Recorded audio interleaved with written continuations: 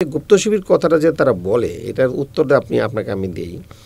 ছাত্র শিবির যখনই প্রকাশ্য কোনো কর্মসূচি তারা নিতে গেছে তখনই তারা হামলা শিকার হয়েছে। 2008 সাল থেকে এই 2024 সাল পর্যন্ত একটা ডাটা দিতে পারি আপনাকে, আপনি তাহলে বুঝতে পারবেন যে কি হয়েছিল ঘটনা। 16 বছরে ছাত্র শিবিরের প্রায় শহীদ করা হয়েছে 103 জনকে, ক্রস ফায়ারে হত্যা করা হয়েছে 17 জন। এরপর হচ্ছে পিকেটিং মিটিং মিছিল থেকে আপনার ধরে নিয়ে গেছে বিজিবির হাতে, র্যাবের হাতে শহীদ হয়েছে 81 জন, গুম করা হয়েছে প্রায় 200-র উপরে। আজ পর্যন্ত ইসলামী বিশ্ববিদ্যালয়ের 2 জন ছাত্র ওয়ালিউল্লাহ আছে এবং সেখানে প্রায় 7 জন যাদেরকে আজকেও খোঁজ পাওয়া যায় নাই। তার মা বাবারা এখনও অধীর অপেক্ষায় আছে তার ছেলে হয়তো ফেরত আসবে, কিন্তু তাদের খোঁজ পাওয়া যায় নাই। 82 সালে তো আপনি তখন ঢাকা বিশ্ববিদ্যালয়ে সবেমাত্র ভর্তি হলেন। তো ওই সময় যে হামলার ঘটনা, ছাত্র সংসদ নির্বাচনকে ঘিরে ছাত্র শিবিরের মিছিলের উপর একটি হামলা হয়েছিল, সেই ঘটনার স্মৃতিচারণ বা তার ইতিহাস যদি বলেন আমাদের। এটা আমি তখন বিশ্ববিদ্যালয়ে ভর্তি হই নাই। তবে আমি যেদিন ডাকসু নির্বাচনের চলছিল আমি তখন জামালপুরে ছিলাম। আমি এসেছি যে নির্বাচন দেখার জন্য। আমি তখন ছাত্র শিবিরের জামালপুর জেলার সভাপতি। তো আমি শুনলাম যে গতকাল এরকম একটা হামলা হয়েছে। আমি তখন বটতলায় গেলাম। বটতলায় গিয়ে দেখি যে প্রতিবাদ সভা হচ্ছে এবং আমরা জানলাম। আমি শেষে হাসপাতালেও গেছি দেখতে। মূলত 82 সালে রাতের বেলায় যখন প্রচার মিছিল চলছিল এফ রহমান হলের সামনে, আমাদের সাইমুম শিল্পী গোষ্ঠীর ভাইয়েরা গান গাচ্ছিল যে এই প্রার্থীর সমর্থনে, ঠিক যেখানে গান এনাম কাদের পরিষদে, সেই গানের যারা বেষ্টনীতে উৎসবমুখর অবস্থায় গান পরিবেশন করছিল, সেই গানের ঠিক মাঝখানে 2টি বোমা তারা ফেলে এফ রহমান হলের এই থেকে গোপনে ওয়ালের এই পাশ থেকে, এবং সেখানে উপস্থিত ক্ষেত্রে আমাদের অসংখ্য ভাই শহীদ হন, আহত হন এবং একজন আছে সাইফুল্লাহ, যিনি পরবর্তী তো উনি তো 2টি পা হারালেন। এরপরে তোফাজ্জল ভাই ছিলেন, তার 1টি পা হারিয়ে গেল, মানে উড়ে গেছে আর কি, সোজাদের অপারেশন করে তার ঠিক রাখা যায় নাই। আর এছাড়া অসংখ্য ভাই, প্রায় 100খানিক ভাই সেখানে আহত হয়েছিলেন, হাসপাতালে বিভিন্ন চিকিৎসা করে তারা সুস্থ হয়েছেন। এবং পরবর্তীতে সকল ছাত্র সংগঠন এবং বিশ্ববিদ্যালয় প্রশাসন মিলে বটতলায় ঐতিহাসিক একটা প্রতিবাদ সভা করে যাতে বিশ্ববিদ্যালয় নির্বাচনটা আর পসপন না হয়, নির্বাচন হয়। এবং সেই নির্বাচনে ছাত্র শিবির ভালো করেছে। এবং যদিও বলা হয় যে এর আগে আমরা ইতিমধ্যে দেখি কিছু কিছু মিডিয়াতে বলে যে ছাত্র শিবির নাকি এবারই প্রকাশ আসলো, কথা সম্পূর্ণ অসত্য। সেই 82 সালের নির্বাচনে ছাত্র শিবির কেন্দ্রীয় ডাকসুতে একটি সদস্য পদে জয়লাভ করেন এবং 4টি হলে, মহসিন হল, SM হল এবং শহীদুল হল এবং APH হলে তারা যে হল সংসদ নির্বাচনে তাদের প্রার্থী নির্বাচিত হয়েছিল।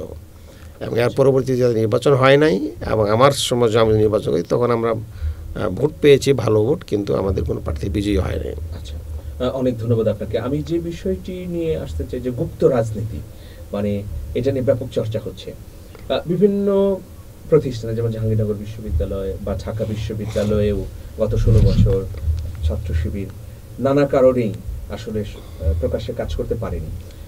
এখন একটা যে কোনো বিপ্লবী ছাত্র সংগঠন বা রাজনৈতিক দলের একটা কৌশল থাকে, যখন প্রকাশ্যে কাজ করার পরিবেশ থাকে না তখন তারা গোপনে কাজ করে। এটা আমরা পাকিস্তান আমলেও দেখেছি, কমিউনিস্ট পার্টিকে যখন নিষিদ্ধ করা হয়েছে তারা করেছে, ন্যাপের মধ্যে গিয়ে তারা কাজ করেছে। এবং আমরা যদি বলশেভিক আন্দোলন, কমিউনিস্টদের আন্দোলন দেখি, সেখানেও তারা এইভাবে করেছে। একইভাবে 1979 সালে যে ইরানের বিপ্লব হলো, সেই সময়ে তো প্রশাসনের সর্বত্র যখন বিপ্লবপন্থীরা দখল করে নিল, এরপরে আসলে বিপ্লবের ঘোষণাটা আসলো। তো এটা তো একটা বিপ্লবী যে কোনো সংগঠনের জন্য, অভ্যুত্থানের জন্য একটা কর্মপন্থা, যে তোমার সামনে যখন সুযোগ না থাকবে তখন তুমি তোমার আদর্শকে গোপন করে আদর্শ বাস্তবায়নের জন্যই তুমি সব জায়গায় ঢুকে যাও, যেটাকে এখন অনেকেই বলছে যে গুপ্ত রাজনীতি বা অন্য দলের মধ্যে ঢুকে নিজের আদর্শের অবস্থান সংহত করা। তো এই যে 16 বছরে ক্যাম্পাসে, হলগুলোতে ছাত্র শিবির ছিল, প্রকাশ্যে ছিল না, মানে একদম নাম দিয়ে ব্যানার নিয়ে ছিল না, তারা হয়তো তাদের প্রাতিষ্ঠানিক বিভিন্ন কর্মকাণ্ডের সঙ্গে ছিল, সাংস্কৃতিক কর্মকাণ্ড, অন্যান্য কর্মকাণ্ডের সঙ্গে। এটাকে কেন শিবির স্বীকার করছে না? এটা তো একটা কর্মপন্থা। এটা তো 1971 সালে হয়েছে, এটা 52-তে হয়েছে, বা যে কোনো বড় বিপ্লবের ক্ষেত্রে এটা হয়েছে। এটা যদি শিবির স্বীকার করে নেয় তাহলে তো তাদের মর্যাদা আরো বৃদ্ধি পাবে, যে তারা, কারণ এই গুপ্তভাবে থেকে বিপ্লবের জন্য প্রস্তুতি গ্রহণ করা এটা অত্যন্ত ঝুঁকিপূর্ণ। কারণ এটা যদি প্রকাশ্য হয়ে যায় তখন তো সে হত্যাকাণ্ডের মুখোমুখি হবে, এটা স্বাভাবিক এবং অনেক ক্ষেত্রে হয়েছেও। কিন্তু শিবির এটা কেন অ্যাড্রেস করছে না? অ্যাকচুয়ালি আমি এই গুপ্ত শিবির শব্দটার ব্যাপারে আমার একটু আপত্তি আছে, কারণ এটা যারা বলে তারা কিন্তু শিবিরকে আন্ডারমাইন করে অথবা তাদেরকে একটা ট্যাগ দিয়ে একটা ছোট করার চেষ্টা করছে। অ্যাকচুয়ালি আদর্শবাদী যে কোনো আন্দোলনে, আপনি যে সমস্ত আন্দোলনের কথা বললেন, এটা আদর্শ তো সবসময় জাগরুক, আদর্শ কখনো নিশ্চিহ্ন করা যায় না। আদর্শ এবং চেতনা এটা যুগ যুগ ধরে থাকে, এটা সংস্কৃতির অংশ। আর শিবির যে রাজনীতিটা করছে ইসলামের কথা বলে, এটা তাদের প্র্যাকটিসের মধ্যে প্রতিটি মানুষই সকাল থেকে এই সন্ধ্যা পর্যন্ত 24 ঘন্টা এটা প্র্যাকটিসের মধ্যে থাকে।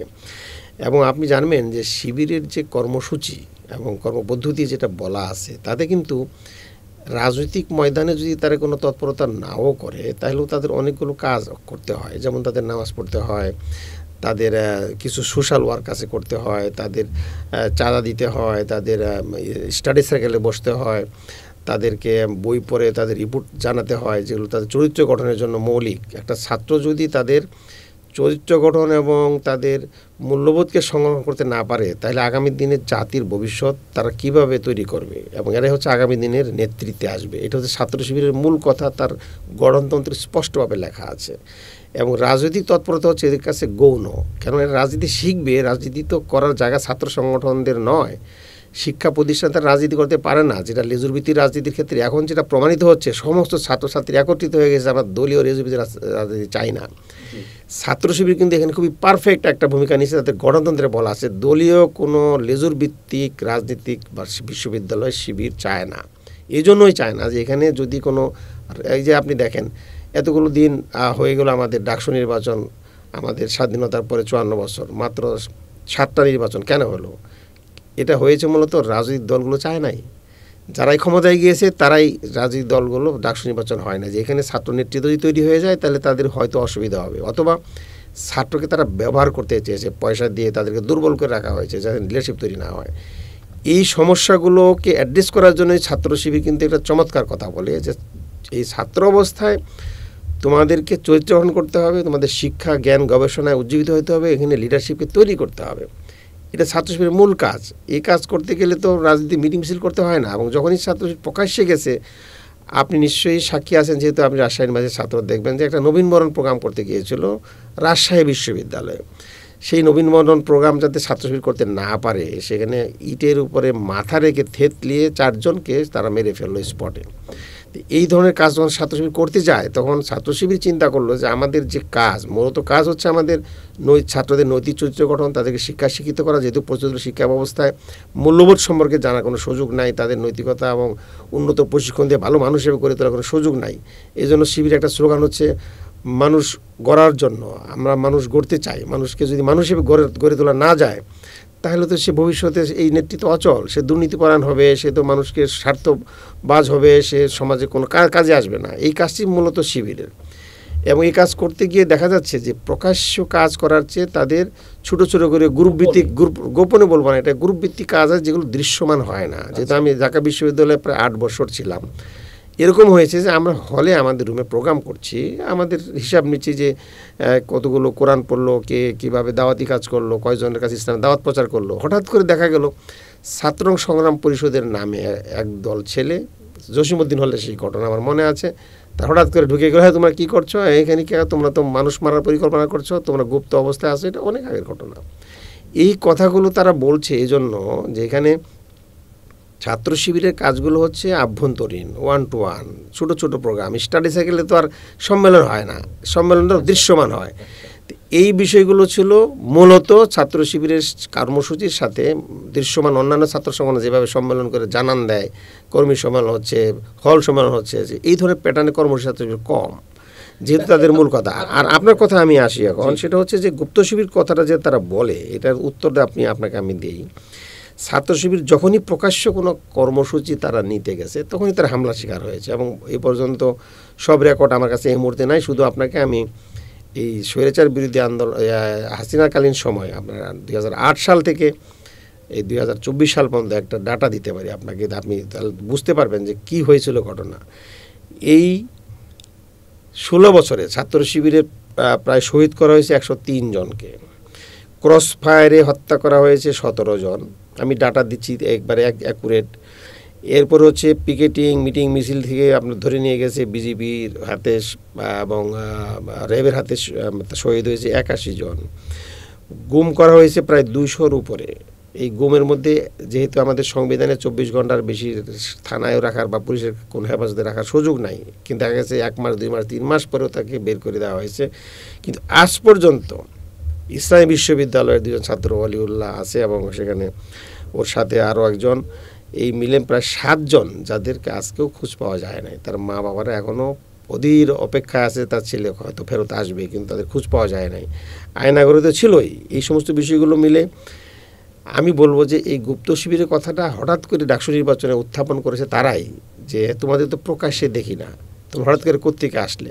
আর যেখানে এইভাবে তারা বাছাই করেছে, যে আপনি দেখবেন যে একটি পত্রিকায় এসেছে শিবির চিনবে কিভাবে, এটা কোনো পত্রিকা নিউজ হইতে পারে, একটা ভালো পত্রিকা বাংলাদেশের, যেমন যে ছেলেটা মেয়েদের সাথে কথা বলে না, যে ছেলেটা চুপচাপ থাকে, সে যে টাকনুর উপরে কাপড় পরে, সে মাথা চুল ছোট রাখে, এগুলো কি কোনো শিবির চেনার বৈশিষ্ট্য? এটা তো স্বাভাবিক একটা ছাত্রদের একটা ক্যারেক্টার, আমাদের সামনে আমাদের আমি বলবো সাংস্কৃতিক বৈশিষ্ট্য। এইভাবে চিহ্নিত করে কে ছেলে ফজরের নামাজ পড়লো, কে কোরআন পড়লো, কার মোবাইল চেক করে দেখা গেছে সে সাইদি সাহেবের ব্যাপারে কোনো স্ট্যাটাস দিল কিনা, এবং ধরে ধরে শুধু মারেই নাই, আপনি আশ্চর্য হয়ে যাবেন যে মহসিন হলের সভাপতি নাম রাকিব, ঢাকা বিশ্ববিদ্যালয়ে, তাকে মেরেছে, 4 তাল থেকে ফেল দিয়েছে, তার অনেকগুলো হাত পা ভেঙে গিয়েছে।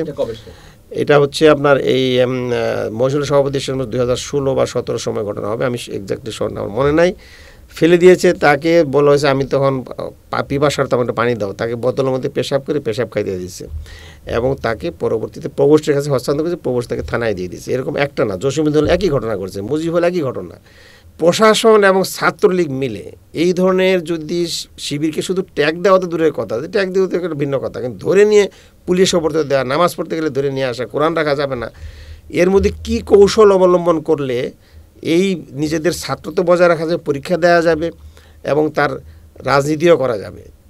যেহেতু তার কর্মসূচি ছিল এবং হলে অবস্থান তারা করেছে, কাজ করেছে তারা, এবং ছাত্রের সাথে মিশে যায় নাই, তাদের সক্রিয়তা বজায় রেখেই করেছে। যখনই তারা সুযোগ পেয়েছে তখন তারা আন্দোলনে ঝাঁপিয়ে পড়েছে। আন্দোলনে যাওয়ার ফলে আপনি নিশ্চয়ই জানবেন যে এই যে আন্দোলনটা হলো 5ই আগস্টে যে বিজয় হলো, এই বিজয় ক্ষেত্রে সবচেয়ে বেশি অবদান এককভাবে সংগঠনের যদি মর্যাদা দিতে হয় তাহলে ছাত্র শিবিরের।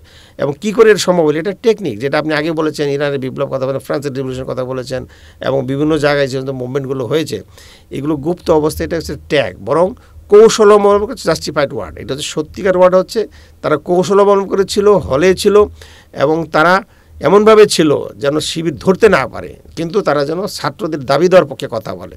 কিন্তু যখনই তারা আবার মুক্ত ময়দানে ফিরে আসলো 5ই আগস্টের পরে, তারা তাদের কথাগুলো বলা শুরু করেছে। প্রতিপক্ষ দেখছে যে নির্বাচন সামনে আছে, এদেরকে হারানোর কোনো উপায় নাই, কারণ এরা ছাত্রদের সাথে কানেক্ট হয়ে ছাত্রদের মূল কথাগুলো তারা বলছে। সেই জায়গা দিয়ে তাদেরকে প্রতিহত করার জন্য, এই রাজনীতি আবার ফেরত আনার জন্য দেখা যাচ্ছে যে গুপ্ত রাজনীতি কথা বলে শিবিরকে আন্ডারমাইন করা, তাদেরকে ট্যাগ দিয়ে দমিয়ে রাখার একটা চেষ্টা আবার করা হয়েছিল। একই ক্ষেত্রে বামপন্থীরা কিন্তু ওই আবার পুরনো ন্যারেটিভ, যেটা আওয়ামী লীগ থেকে আমরা দীর্ঘদিন শুনে আসছি, 71 সাল, সেই কি গুপ্ত রাজনীতি, সেই তাদের সেই কি বলে ধর্মীয় রাজনীতি, উগ্রবাদ, সাম্প্রদায়িকতা, মৌলবাদ, এই কথাগুলো তারা ফেরত আনার চেষ্টা করতে, যেগুলো মূলত এই দেশের মানুষের কাছে আর এখন গ্রহণযোগ্য নয়।